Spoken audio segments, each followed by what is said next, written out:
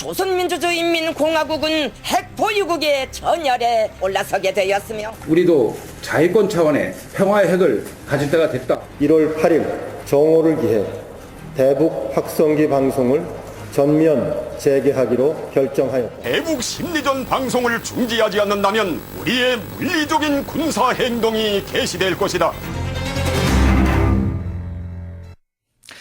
이참에 우리도 핵무기를 보유하자. 한동안 수면 아래 있던 핵무장론이 여당 수뇌부에서 제기가 됐습니다. 이 주장이 나온 곳이 다른 곳도 아닌 집권 여당의 지도부다 보니까 지금 이 발언은 바로 무게를 가지게 됐고요. 동시에 논란이 되고 있는데요. 여당 중진 이인재 최고위원은 이 상황을 어떻게 보고 있을까요? 새누리당 이인재 최고위원 연결해 보겠습니다. 이 최고위원님 안녕하세요. 예, 안녕하세요. 어제 최고위원 회의에 이인재 최고도 계셨죠?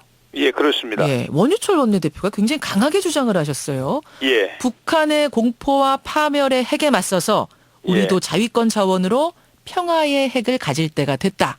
어떻게 예. 생각하십니까? 예, 뭐 그런 여론이 이제 일어날 겁니다. 지난 3년 전에 3차 핵실험했을 때에도 그때 여당의 지도부의 한 사람이었던 정몽준 의원 같은 분이 예. 계속 맞습니다. 독자 핵무장론을 주장했었습니다. 예. 예. 그러나 이제 국가 목표, 국가 전략은 지금 한반도 비핵화고 예. 또 평화적인 통일을 통해서 핵을 무장하지 않는 우리 통일 국가 한국이 이제 동북아의 평화와 협력을 주도한다. 이것이 이제 국가의 비전과 목표 아닙니까? 예. 그것을 지금 쉽게 포기할 수 있는 상황은 아니고요. 또 핵무장은 그렇습니다. 결단의 문제인데 예. 능력이야 뭐 우리나라 뭐 전문가들 이야기 들어보면은 2년 안에 북한보다 몇십 배 더 강한 핵무장을 할 수 있는 능력이 있습니다. 그러나 이제 이것은 핵 비확산이라는 국제사회의 목표, 예. 또 한미 동맹, 또 우리 경제는 대외 의존 경제인데 여기에 미칠 충격이 모든 걸 다 고려해야 됩니다. 근데 어제 원유철 원내대표는 이러시더라고요. 북핵이 잠재 위협일 땐 모르겠지만 이제는 실제적인 위협으로 다가오지 않았느냐. 예. 그러니까 지금까지 해법으로는 안 된다. 우리가 좀 멀찌감치 떨어져 있는 나라면 모르겠지만 바로 옆에 있는 이웃이라면 바로 옆에 있는 나라라면 실제적인 위협에 대해서 자위권 차원, 방어 차원에서 우리도 가지고 있어야 된다. 이런 말씀하시던데요. 예, 북한 핵은 그렇습니다. 뭐 멀리 있든 가까이 있든 뭐 그거는 큰 문제가 되지 않죠. 북한 핵에 대해서 기본적으로 우리 한미 동맹, 핵의 최강국인 미국과 우리가 굳건한 동맹을 유지하고 있기 때문에 예. 이제 미국과의 동맹이 깨진다면은 예. 뭐 문제죠. 과거 우리 역사로 보더라도 미국이 이제 월남을 버리는 그때 이제 박정희 전 대통령께서 핵 개발을 독자 추진하지 않았습니까? 그랬었죠. 그렇기 때문에 이 문제는 비핵화된 한반도의 통일 대한민국 예. 이것이 이제 동북아의 국제사회 신뢰를 얻어가면서 지도적인 국가로 부상해야 되기 때문에 쉽게 한반도 비핵화라는 목표를 포기하기 어려운 상황이죠. 한미 동맹이 일단 있으니까 그런 예. 상황에서 우리가 자위 차원에서 방어 차원에서 핵을 가진다라는 건 사실은 국제사회도 납득을 안 할 거라고 보시는 거예요. 미국도 납득 안 할 거라고 보시는 거고. 뭐 국제사회의 신뢰가 예. 굉장히 중요한 자산입니다. 알겠습니다. 우리 대한민국이 계속 신뢰, 협력 이거 깨지면은 큰일 아닙니까? 근데 김을동 최고위원은 어제 저 한반도 비핵화 지금 말씀하신 그 한반도 비핵화 개념이 사실상 지금 깨진 거 아니냐 이런 말씀하시는데요. 깨졌기 북한 때문에 핵은- 가져도 된다. 아니 북한 핵은 이제 일시적인 현상이고 제거해야 되니까요. 이 북한 핵을 제거하기 위한 국제적인 이제 공조 협력 우리가 주도해야 됩니다. 그리고 우리 국내에서도 북한 핵에 대한 여러 가지 대응 태세를 예. 행동으로 더 밀도 있게 현실화해야 되겠죠. 예. 그러니까 압박을 하긴 해야 된다라고 보시는 건데 그 방법이 우리도 핵 가지자 이 방법은 아니라고 보시는 그 말씀이세요. 현재 그런 우리 국가의 기본적인 목표나 전략을 예, 바꿀 예. 단계는 아니다. 아니라고 생각합니다. 자, 예. 그렇다면 이제 어떤 예. 입장이신지 알겠습니다. 핵무장론은 위험하다. 그러면 우리가 지금 할 수 있는 건 무엇인가? 우리는 어떻게 해야 되는 건가? 이 부분인데요. 북한이 예. 수소탄 핵실험을 한 이 상황에서 과연 무엇이 우리가 할 수 있는 일인가? 일단 예. 오늘부터 이제 북한이 평화를 깬 데 대한 응징 차원에서 대북 확성기 방송을 시작합니다. 정오 예. 12시부터 시작을 합니다. 예. 이 부분은 어떻게 생각하세요? 예, 지금 북한 핵 4차 핵실험은 그야말로 최악의 군사적인 도발입니다. 예. 이 군사적인 도발에 대해서 우리는 군사적인 대응을 해야 되는데요.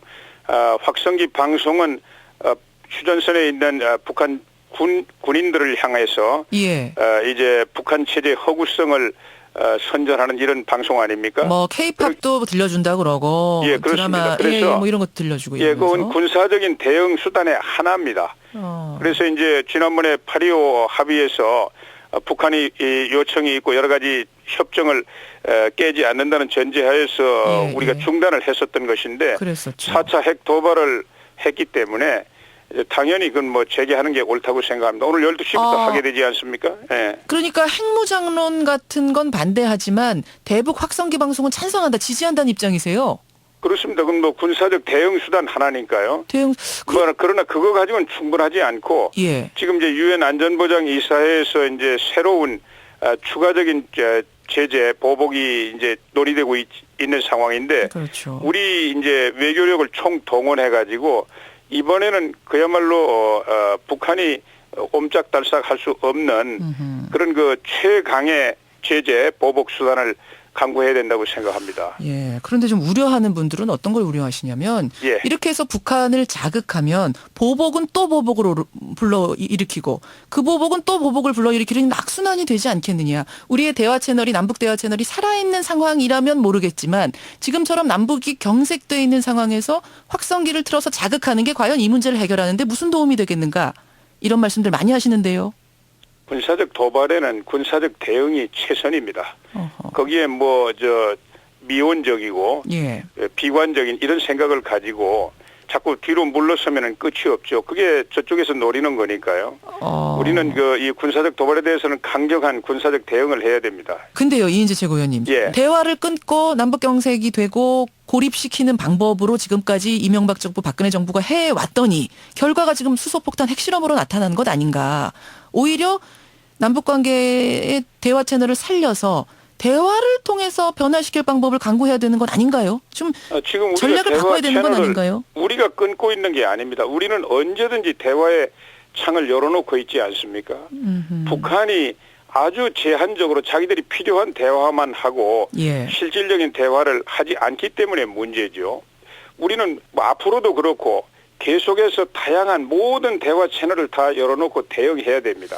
그러나 군사적 도발에 대해서는 예. 강력한 군사적 제재가 있어야 되고요. 아하. 또 우리 대응 태세를 이제 행동으로 실천에 옮겨야 됩니다. 알겠습니다. 예. 그 대화 채널이 닫혀 있었던 이유 중에 사실은 524 조치가 있지 않았습니까? 북한에서는 524 조치를 해제해야 우리가 대화에 나서겠다. 뭐 이게 계속 걸림돌이 됐던 예. 건데 이제는 뭘 어떻게 해보기에는 아예 상황이 더 어려워진 건 아닌가. 정말로 대화 채널은 완전 닫혀버리는 건 아닌가 걱정이 되더라고요.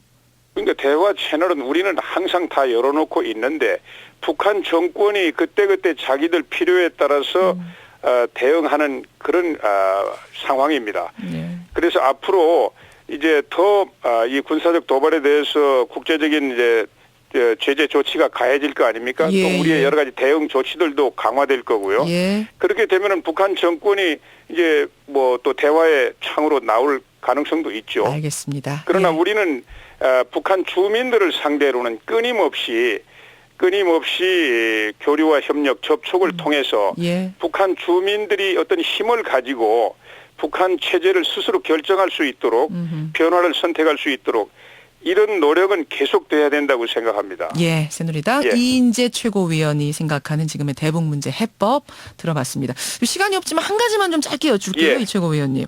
예. 어쨌든 뭐 이 어수선한 상황 속에서도 시간은 가고 4.13 총선 이제 석 달 앞으로 다가왔는데 예. 야당이 분열하면서 지금 여당 환경 나아졌다. 예. 이 상황에서 180석 못 얻으면 안 된다. 이런 얘기들 나오더라고요. 어떻게 보십니까? 가능하다고 보세요? 저는 뭐 그런 전망은 불필요하고 해서는 안 된다고 생각합니다. 저는 이 지금 야권이 분열하고 있는 게 어떻게 보면은 여당에게 유리한 것 같지만 예. 꼭 그런 것만은 아닙니다. 과거에도 야권이 분열했을 때 여당이 크게 덕을 본 일이 거의 없습니다. 그래서 더 저희들 신중하게 겸손하게 선거 전략을 짜고 있는 중이고요. 그리고 이제 이번 총선은 정말 아주 우리 국민들이 새로운 희망을 만드는 그런 총선이 돼야 된다고 생각합니다. 예. 거기에 맞추어서 저희들 최선의 인물을 후보로 내세우고 또 지금 정책 개발에 매진하고 있습니다. 예. 예, 알겠습니다. 180석이 뭐 충분히 될 거다 이런 자만을 해서는 안 될 때다 이런 말씀이세요. 예, 그건 뭐 전혀 해서도 안 되고 정말 안 되죠. 예. 이인재 예. 최고위원님 여기까지 오늘 말씀 듣겠습니다. 고맙습니다. 감사합니다. 새누리당 예. 이인재 최고위원이었습니다.